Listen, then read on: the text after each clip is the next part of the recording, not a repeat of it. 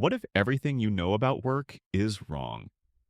What if the 40-hour week, the 9 to 5 grind, and the idea of earning your freedom someday was just a trap? Today on Grow Leap Academy, we're diving into one of the most disruptive books on productivity, lifestyle, and success ever written, The 4-Hour Workweek by Tim Ferriss. This episode isn't about working harder. It's about working smarter, radically smarter. We'll unpack how Ferriss escaped the hustle hamster wheel and redesigned his entire life, and how you can do the same.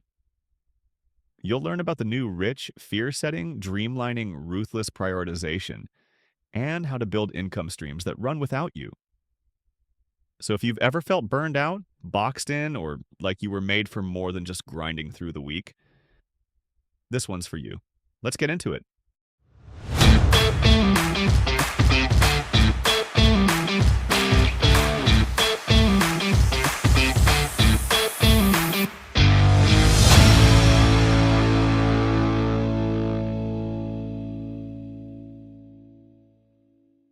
Welcome back to another deep dive. You know, we're all about getting smarter, faster, and today we're taking a look at a book that really promises to shake things up. Oh yeah, we're diving headfirst into Timothy Ferriss's The 4-Hour Workweek. This one's for all of you who are, intrigued by this idea of potentially reshaping how you approach work and life. Yeah. And honestly, who isn't? Right, and what's great is we're not just talking theory here.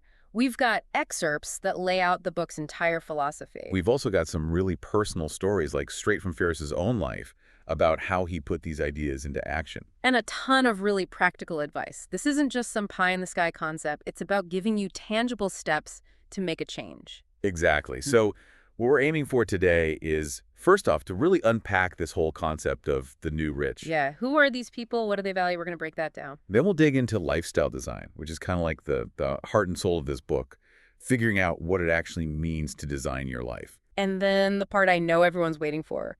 What are the steps? What can you actually start doing today to get more time, more freedom, more mobility in your life?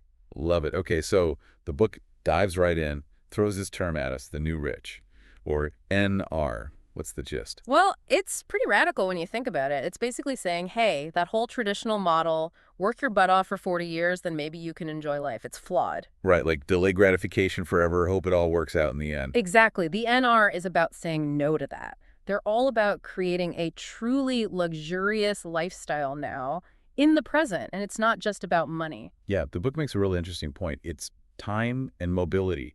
Those are the real currencies for the new rich. They're not chasing just wealth, but the freedom to do what they want, when they want, wherever they want. And they achieve this through what Ferriss calls lifestyle design, or Wow. LD. So it's not passive, it's about making conscious choices to design a life you're actually excited about. And to really grasp this, it's helpful to understand Ferriss's own story.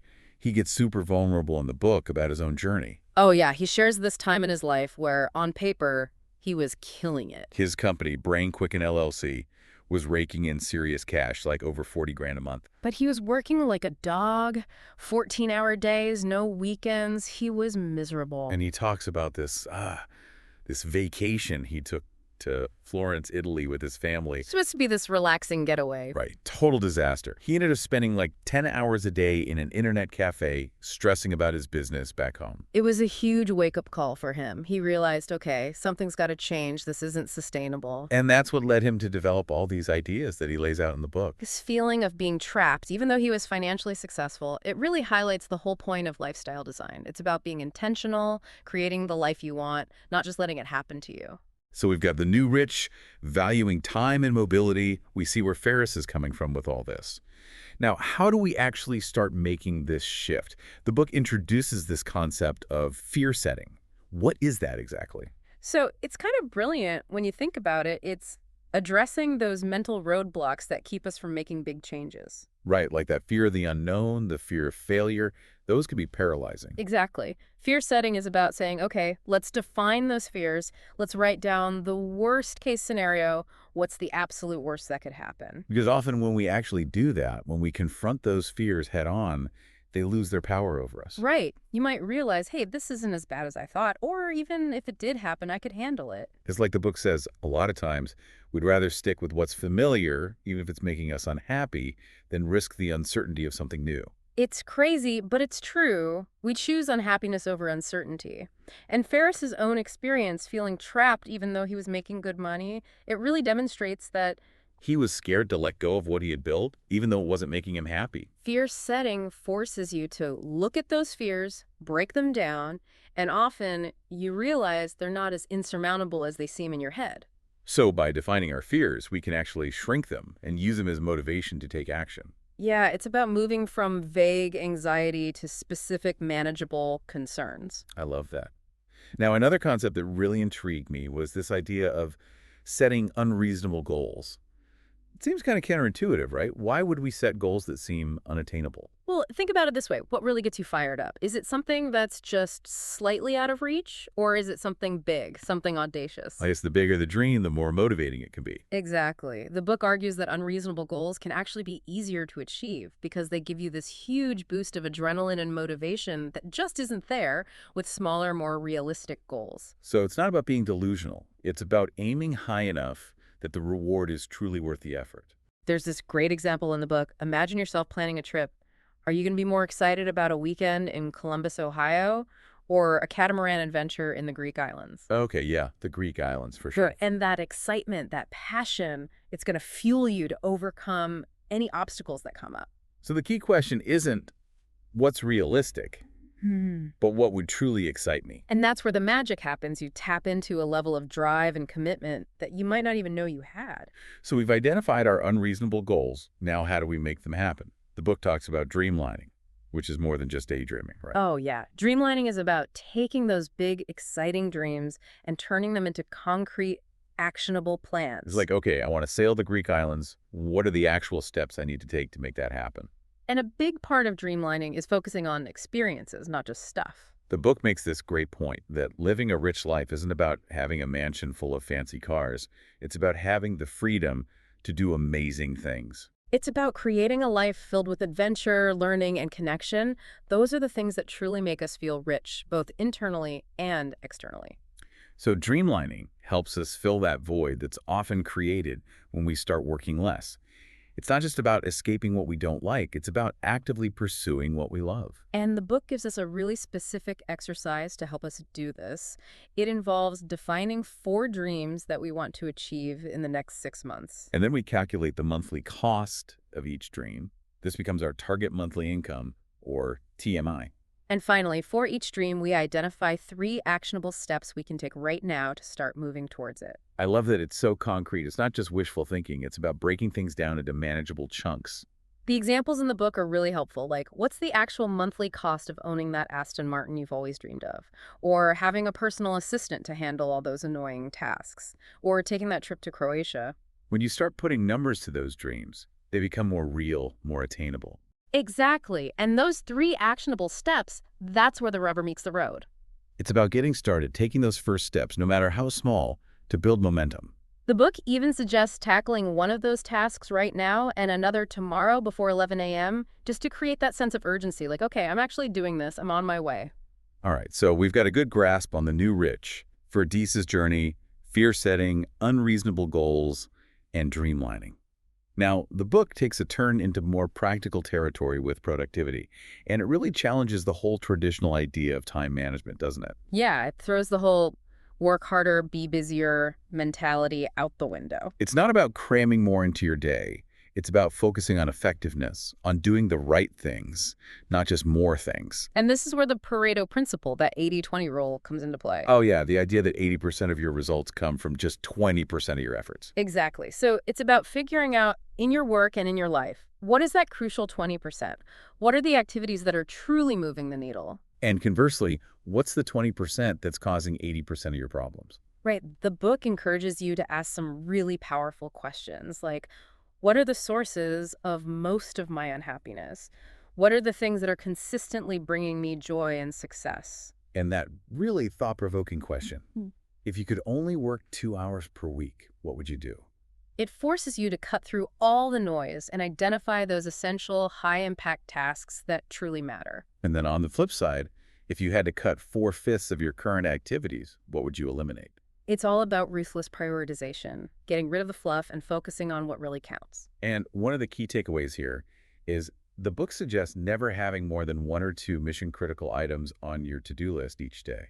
It sounds so simple, but in our world of constant distractions, it can be really hard to stick to.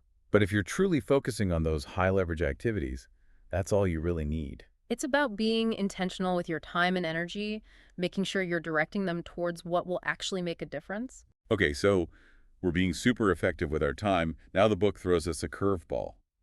Cultivating selective ignorance. Sounds a bit strange, right? Yeah, in a world that's obsessed with information, it almost seems counterintuitive. But think about it. How much of the information we consume is actually useful? Right. We're bombarded with news, social media, emails. It can be totally overwhelming. And a lot of it is negative, irrelevant, or just plain distracting. So selective ignorance is about consciously choosing to limit our information intake. It's about saying no to the constant barrage of information overload and focusing on what truly matters. The book actually recommends a 1-week media fast, like a total cleanse. Yeah, just unplug from everything for a week and see what happens. Ferriss talks about how he just scans headlines and asks friends, what's new in the world? And honestly, if something's really important, it'll find its way to you. You don't need to be constantly consuming every bit of news and information out there. So it's about being strategic, about protecting your time and attention. Exactly, and this leads right into the next topic, eliminating time wasters. These are the things that sneakily suck up our time without us even realizing it. Like, how much time do we waste checking email? Oh, it's a huge time suck for a lot of people. The book suggests checking email only twice a day, maybe around noon, and then again at 4 p.m. No more constantly refreshing your inbox. No more getting sidetracked by every new message that pops up. The idea is to batch your email time, be efficient with it, and then move on to more important things. And the book suggests setting up an autoresponder that includes your cell phone number for truly urgent matters. That way people know how to reach you if it's really important, but you're not constantly at the mercy of your inbox. And what about all those phone calls and meetings? Those can eat up so much time. Oh yeah, the book is all about minimizing those as well. Put your phone on silent, let calls go to voicemail, and only attend meetings that have a clear purpose and agenda. It even gives you some scripts for politely declining meetings that aren't a good use of your time. It's all about setting boundaries and protecting your most valuable asset, your time. And once you've eliminated those obvious time wasters, you can start to think about automation, specifically outsourcing life. This is where things get really interesting. It's about building your own personal support system to handle all those tasks that you don't need to do yourself. Right, the book talks about using virtual assistants or VAs to take care of all sorts of things. Like what? Give us some examples. Well, think about all those tasks that are time-consuming but don't require your specific expertise. Things like scheduling appointments, making travel arrangements, researching information, managing your email, even ordering groceries. So it's about freeing up your time and mental energy to focus on the things you're truly good at. Exactly. And the book has some great golden rules for delegation to make sure you're outsourcing effectively. What are those? First, the tasks should be time-consuming and well-defined. So no point in outsourcing something that takes you 5 minutes to do yourself. Right, and the tasks should be clear and straightforward, not something that requires a lot of back and forth. And the second rule.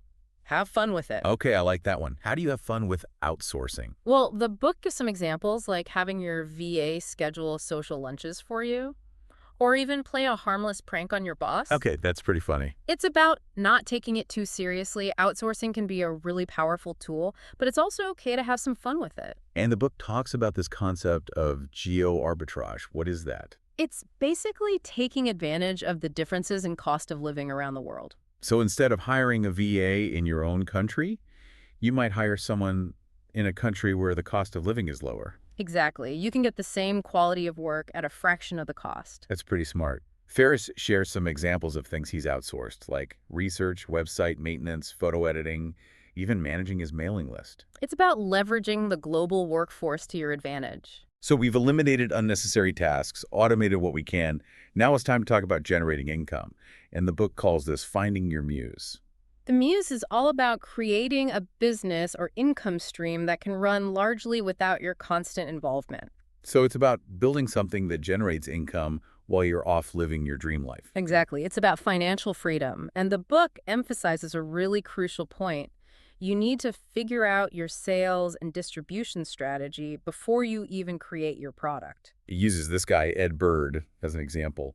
He focused on distribution first, and it made all the difference. It's about making sure there's actually a market for your product before you invest a ton of time and money developing it. So don't get caught up in building the perfect product if no one's going to buy it. Right. Figure out how you're going to sell it first and then worry about the product itself. And the book encourages you to start small, test your ideas quickly and cheaply. Yeah, build a simple one-page website, see if there's any interest, use tools like Weebly and Woofu. They make it super easy. And then once you've validated your idea, you can start to scale up. The book even uses Applegate Farms as an example, a huge company that still operates with a really streamlined, process-driven approach. It shows that automation and systems aren't just for small startups. They can work for businesses of any size. So it's about creating a business that works for you, not the other way around. All right, we've eliminated, we've automated, we've built our Muse. Now we come to the final stage, liberation. And the book equates this to creating mini retirements. Yeah, this is where it all comes together. It's about taking extended breaks from your normal life to travel, explore, and recharge. But it's not just about taking a longer vacation, is it? No, it's much deeper than that. It's about questioning the whole structure of our lives. Like, if you've eliminated all those unnecessary tasks and you're generating passive income, what are you even escaping from when you go on vacation? Exactly. A mini retirement is about experiencing life on your own terms. It's about exploring new cultures, pursuing your passions, and figuring out what truly matters to you. And the book makes a really interesting point about the economics of it all. Yeah, often it's actually cheaper to live in other parts of the world than it is to stay at home. Like, the cost of a short hotel stay in a Western country could equal a month's rent in many other places. So you're not just escaping, you're potentially saving money as well. The book has some great tips for making travel more affordable, like buying one-way tickets to international hubs and then using budget airlines to get around. And maximizing your credit card rewards points, that can really add up. But beyond the financial aspect, it's about the experience, about slowing down, getting lost in new places, and discovering new perspectives. It's about coming back to yourself, refreshed and renewed. The book also addresses the potential challenge of having all this free time. What do you do with it all? It's about filling that void with things that truly matter to you. It suggests revisiting things that make you angry about the world. Those are often areas where you're passionate and could make a difference. And also, think about what makes you truly happy, what brings you joy. Those are the things you want to be spending more time on. The book even highlights the importance of slow, enjoyable meals with friends and loved ones. It sounds so simple, but it's so crucial for our well-being. And then there's this interesting concept of a not-to-do list. It's about identifying those habits and activities that are draining your time and energy and consciously choosing to stop doing them. It's like a reverse to-do list. Instead of focusing on what to do, you're focusing on what not to do. It's about creating space in your life for the things that truly matter. Finally, the book wraps up with the Margin Manifesto, 11 business tenets for boosting profitability. These are geared more towards entrepreneurs and business owners, but there's a lot of wisdom there that anyone can apply. Give us some highlights. Well, there's niche is the new big, the idea that it's better to dominate a small market than to compete in a crowded one. And testing Trump's assumptions, making decisions based on data, not gut feelings. Pricing before product, figuring out your sales strategy before you even create your product. Good advertising works the first time. If your marketing isn't effective right away, it's probably not going to magically start working later. Less is more, focusing on your most profitable customers and getting rid of the ones who are draining your resources. And my personal favorite, automate or die. If you can automate a task, do it. It'll free up your time and energy for more important things. It's a really powerful set of principles for anyone looking to build a successful and sustainable business. So that was a whirlwind tour of the 4-Hour Workweek. To recap, what are the key takeaways here? We explored the concept of the new rich, who prioritize time and mobility over just money. We learned about fear setting, identifying and shrinking our fears so we can take action. We talked about setting unreasonable goals, those big, audacious dreams that really get us fired up. We delved into dreamlining, turning those dreams into concrete, actionable plans. We challenged the traditional idea of time management, focusing instead on effectiveness and the Pareto principle. We explored the concept of selective ignorance, being strategic about the information we consume. We identified and eliminated time wasters, those sneaky little things that steal our time and attention. We learned about automation, outsourcing those tasks that we don't need to do ourselves. We explored the idea of finding your muse, creating a business that can run without your constant involvement. And finally, we talked about liberation, creating mini retirements to experience life on our own terms. It's a lot to digest, but it's all about taking control of your life and creating a lifestyle that truly aligns with your values and aspirations. Absolutely. So, what are some actionable first steps that our listeners can take right now?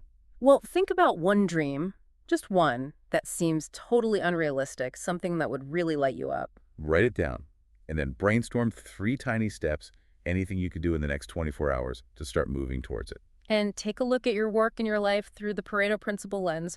What's the 20% that's giving you 80% of your results, both good and bad? What can you eliminate? What can you automate? Free up that time and energy for the things that truly matter. And here's a final thought for you to ponder. Is it possible that the biggest risk we take isn't in trying something new, but in staying stuck on a path that's not fulfilling us? That's a powerful question. Thanks for joining us for this deep dive into the 4-Hour Workweek.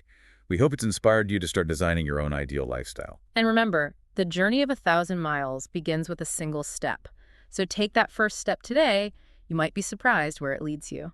We'll see you next time for another deep dive. Until then, keep learning, keep growing, keep exploring. And keep diving deep. See you soon. Thank you for listening. If this episode resonated with you, the best way to support the podcast is to hit like, subscribe to the channel, and share it with someone who needs to hear it. Every bit of support helps us keep creating content that actually matters. See you in the next one.